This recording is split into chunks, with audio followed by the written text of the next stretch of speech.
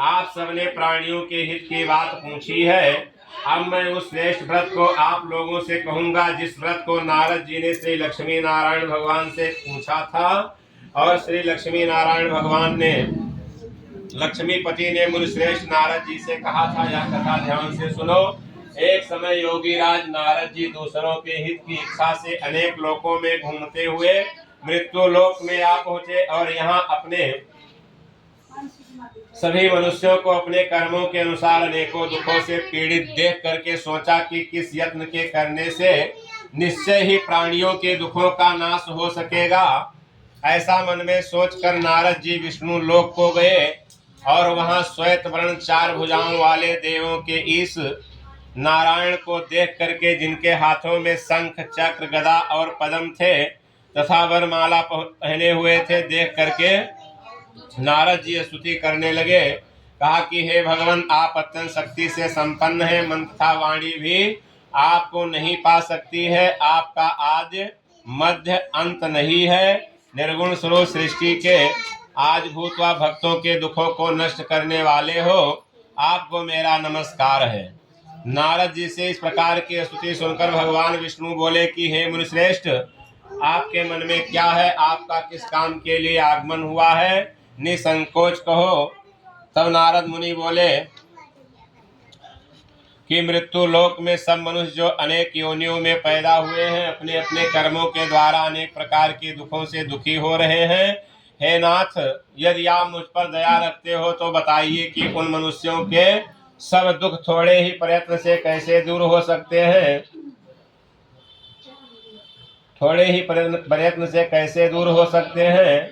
श्री विष्णु भगवान जी बोले कि हे नारद, मनुष्यों की भलाई के लिए तुमने बहुत अच्छी बात पूछी है कि जिस काम के करने से मनुष्य मोह से छूट जाता है वह मैं तुमसे कहता हूँ, सुनो।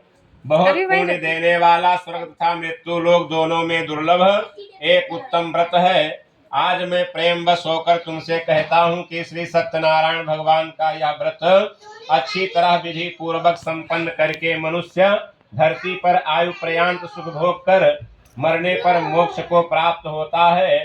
श्री भगवान जी के वचन सुनकर नारद मुनि बोले कि हे भगवान, उस व्रत का फल क्या है, विधान क्या है और किसने यह व्रत किया है और किस दिन यह व्रत करना चाहिए, विस्तार से कहिए।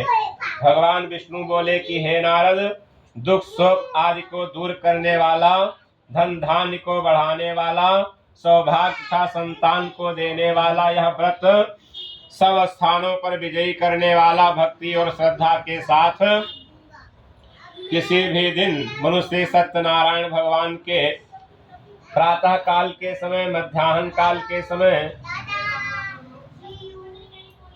और या सायंकाल के समय ब्राह्मणों और बंधुओं के साथ धर्म पारायण होकर पूजा करे और भक्ति भाव से नैवेद्य केले का फल, शहद, घी, दूध, गेहूं का चूर्ण सवाया लेवे। गेहूं के अभाव में साठी का चूर्ण भी ले सकते हैं और सब पदार्थों को भगवान को अर्पण कर देवे तथा बंधुओं के सहित ब्राह्मणों को भोजन करावे। तत्पश्चात भोजन करे और रात्रि में नृत्य गीत आदि का आयोजन करके सत्यनारायण भगवान का स्मरण करते हुए समय व्यतीत करे। इस तरह व्रत करने पर मनुष्यों की इच्छा निश्चय पूरी होती है।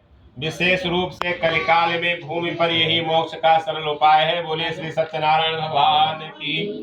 श्रीमन नारायण नारायण नारायण, भजमन नारायण नारायण, लक्ष्मी नारायण नारायण नारायण, सत्य नारायण नारायण नारायण। बोले सत्यनारायण भगवान की जय। सूत जी बोले